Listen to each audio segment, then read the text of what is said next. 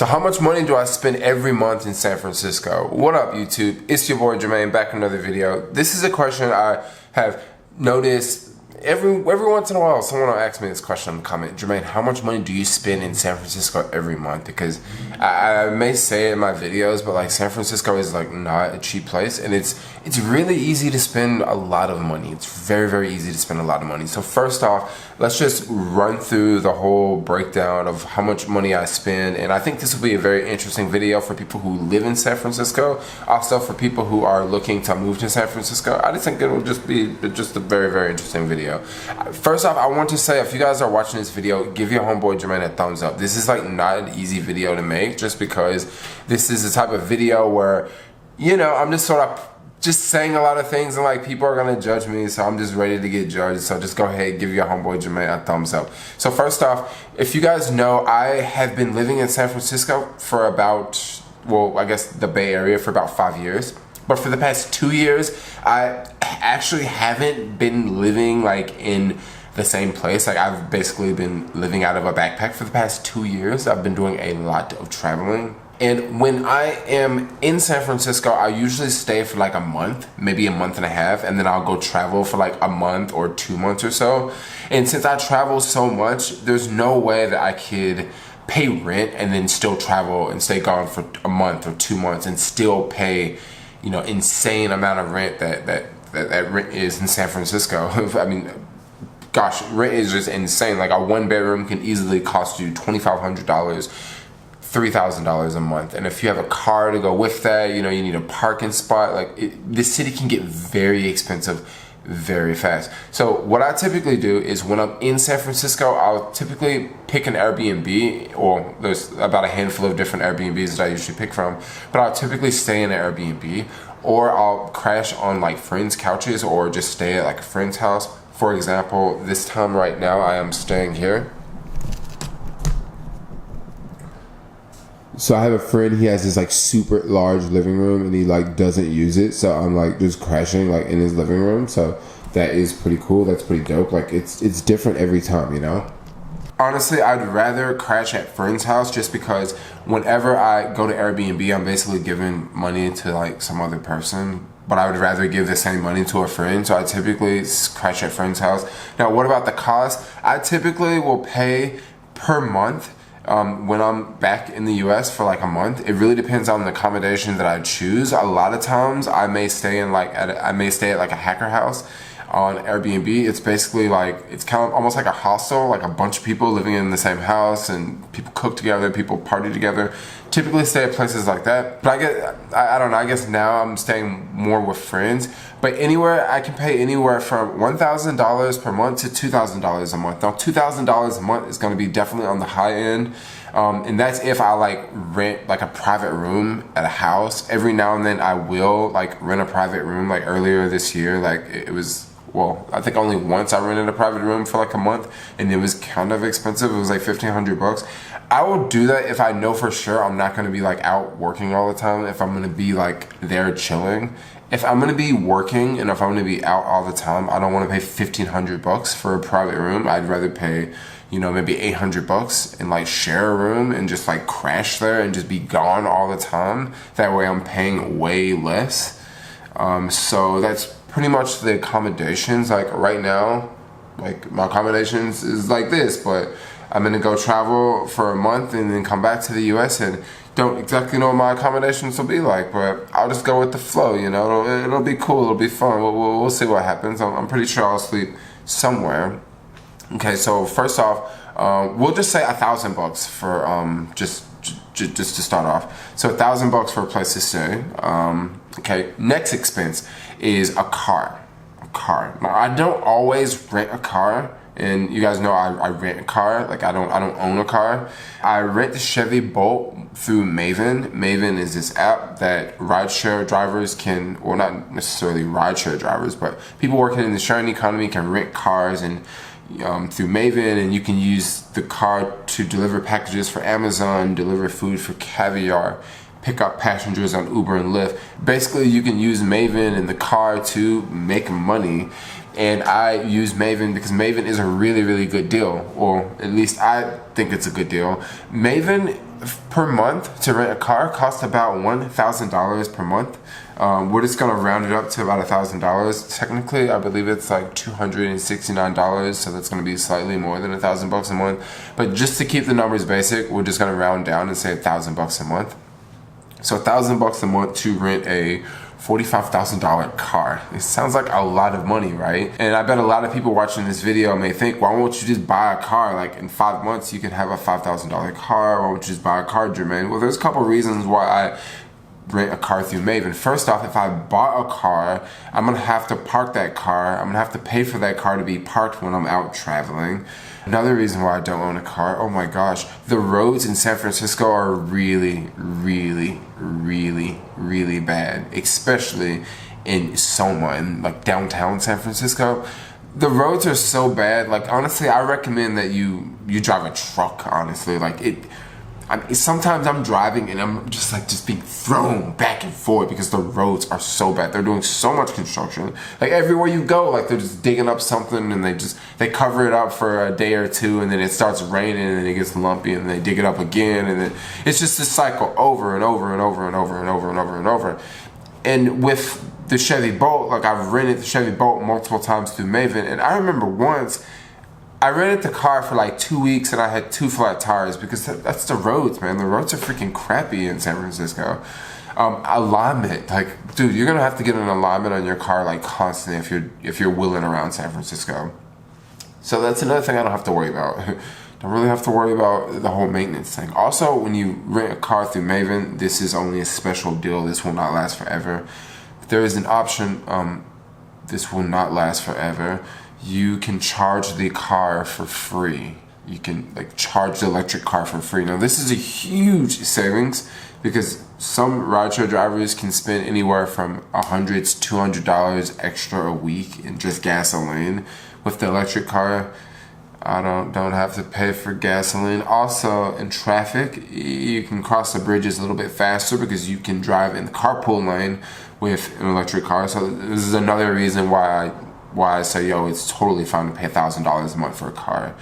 And if I want to go travel for 3 months, 4 months, I'm not paying anything. I'm not paying car insurance. I'm not paying for oil changes. I'm just not paying for anything. They got their car. It's their car. I'm just backpacking. I'm traveling. I'm doing my thing.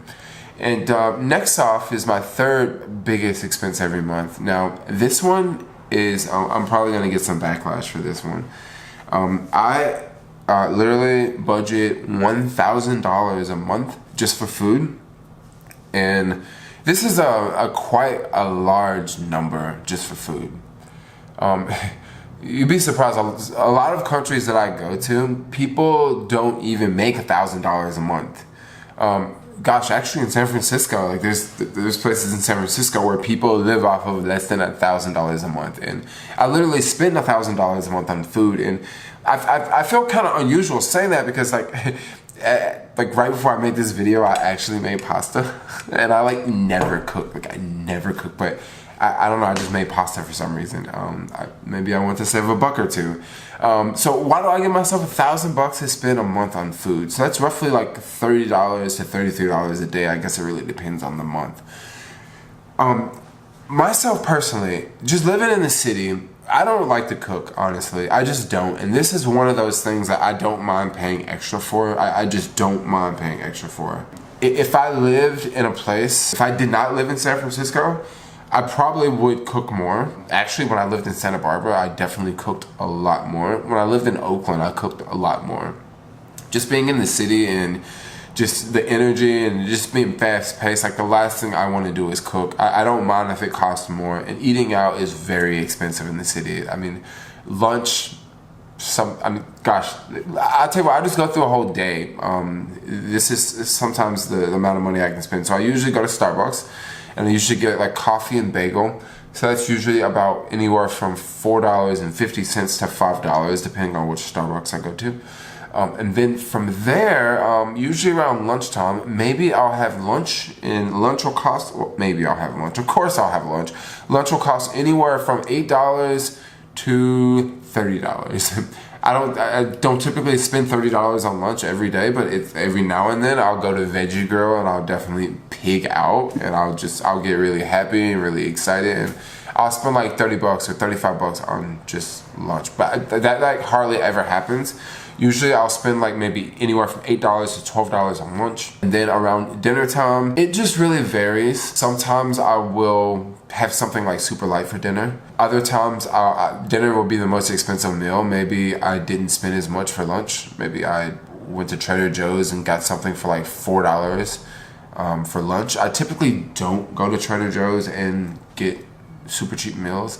This is an option, but I just typically don't go to Trader Joe's and get really cheap meals like that. Like, I don't know. I think I'm just so programmed to go to Whole Foods that I literally forget that Trader Joe's exists, and I literally forget that Safeway exists. It's just Whole Foods is like the only thing that I know to go to. I guess it's just with the electric car, and also just Whole Foods is just super convenient. Like, they just happen to be in the right places in the city. Yeah, so I don't typically go to Trader Joe's, but Trader Joe's, you can actually find some pretty decent meals for under $5, but I don't know, the sodium content can be pretty high on a lot of the Trader Joe's really inexpensive meals. But anyway, yeah.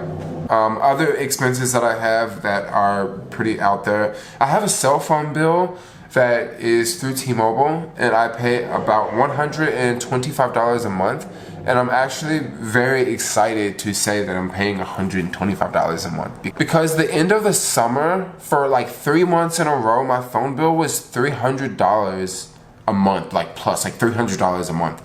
And I remember the first month I got a $300 phone bill, I was just like, whoa, this is a lot of money. Like, I was talking like crazy in, I think, Bali or somewhere like that, Indonesia. I was in some country like talking like crazy. My phone bill was like $300 and I was just like, whoa, and then I just, after a while, I just swallowed it, paid the bill, and then the second month, it was like $300, and I was just thinking, yo, like, this is just too much, like, this is just getting out of hand. And I remember the third month, it was $300, and by the time the third month rolled around, I was just like, oh yeah, it's just $300, it's not $400 this month, Like, gosh, who pays $300 for a freaking phone bill? Like, if you're watching this from outside the U.S., like, this is just very rare. Like, fools only have phone bills that are over $100. Like, literally $300 for a phone bill. Like, it was ridiculous. I think it was like a bunch of international charges or international data or something. I don't know. I just ended up paying it. But, like, that's so much freaking money to pay on a freaking phone bill. I've learned my lesson. I've definitely learned my lesson. Other random things that'll happen in San Francisco, things like tickets and parking and, gosh, like parking tickets. Like, you will get a parking ticket. If you drive in San Francisco and if you park a car in San Francisco, you will get a parking ticket. And they can be anywhere from, I don't know, $50. I can't remember the last time I got a parking ticket for $50, but they're usually like $80. Other things, parking can be just freaking expensive. Like, some of the meters are $6 an hour for a meter. Like, literally $6 an hour. And just don't even attempt to put quarters in there. Just pay with a credit card, because I mean $6 in freaking quarters, like, you're just putting into the meter. Like, I mean, what if you're gonna be there for 3 hours? Like, who's got that many? I mean, I don't have that many quarters. You gotta pay with your card. So I guess like the main 3 big expenses that I have is, of course, place to stay, car to drive, and then food. Yeah, food is pretty important, and you gotta eat. You definitely gotta eat. Yeah, San Francisco is definitely expensive. If you actually compare San Francisco to New York on homeshare.com, who even knows what homeshare.com is? But actually, San Francisco appears to be more expensive than New York. Now, about 2 summers ago, I spent the summer in New York, and I just remember, like, New York, it just seems to be a whole lot more competitive with pricing and stuff. There's like way more to choose from in New York. I would have to say that San Francisco is more expensive than New York, but there is this big but that I must throw out there. In New York, you will find places that are much more expensive than what you will find in San Francisco. And on the flip side of that, you probably will find more places for cheaper in New York, just because there's just way more people in New York. So that's just one thing to throw out between New York and San Francisco, because I go back and forth between the two. Well, actually, I haven't been to New York since the summer, but Like I just feel this like close connection with New York. But like I just feel like New York is like it is a lot more manageable. Like there is like way more competition in New York, and competition typically brings pricing down. Just like going to a convenience store in New York is definitely so much cheaper than going to a convenience store in San Francisco, just because convenience stores in San Francisco can jack up the price because there's less people going in that convenience store in San Francisco versus a convenience store in New York. It may be 3 convenience stores on the same corner just because there's so many people going in and out that there's 3 stores, you know. In San Francisco, a lot of neighborhoods, like this neighborhood I'm in right now, yo, there is a store, but I can't think of any other store for like 4 or 5, no, like maybe 6 blocks. Meaning that this store can get away with charging much higher prices, like $10 for a bag of ice. In New York, that would be unheard of. Like $10 for a bag of ice? Like, really? Are you literally charging me $1 per pound? That's what it sounds like. But you know, if you really want ice, and that's the closest store around, what are you gonna do? You're gonna pay $10 for a freaking bag of ice. Like that's just how it's gonna work. Most places aren't like this. But it is amazing to live in San Francisco and to live in this super cool techie place and to travel and go around the world and see like, wow, like San Francisco is really freaking expensive. Like it is. And you know, I'm not trying to crap on San Francisco. I would have to say that New York, there's like way more going on. There's like way more to do in New York. Like just way more events. There's way more places to go. I love San Francisco because I just really like how chill it is here. The way of life is it's a little bit slower paced of life in San Francisco versus New York, but it tends to be that people in San Francisco are way more like techie and way more technologically advanced than your average New Yorker. But then at the same time, I would say your average New Yorker is way more down to earth, and your average New Yorker will probably take more time out of their day to talk to you versus, I really want to say it like that, but I just feel like New Yorkers are like, there's a whole another beast. But this video is more about San Francisco, but I just kind of want to compare the two because I love New York, I love San Francisco. But yeah, that's pretty much like how much money I spend in San Francisco a month. Like those are the big 3. I typically like to save a lot of money. This year, 2019, I have this gnarly New Year's resolution to save 50% of my income. This month, I actually haven't saved quite 50%, but that's 50% for the whole year. So that's an average. Yeah, that's one. I would say that's one insane New Year's resolution. We'll have to see if I stick to it. I think I'll be able to stick to it. It's not that hard. It's not that hard. I'll just have to bust out, grind more. Of course, there's going to be a whole lot of expenses that I didn't include, like all sorts of random things that I buy for my business, and like, you know, like skateboard wheels and memory cards for cameras, and you know, things like, you know, paying for bus fares, or little random things like taking the train from San Francisco over to Oakland, which costs, if I'm not mistaken, $7.50. I don't even look at how much it costs anymore. Like I just like put my card in and just pay, because if it's $10, if it's $5, if it's $4, if it's $15, I'm probably still gonna have to go over to Oakland, and I'm probably still gonna have to go back.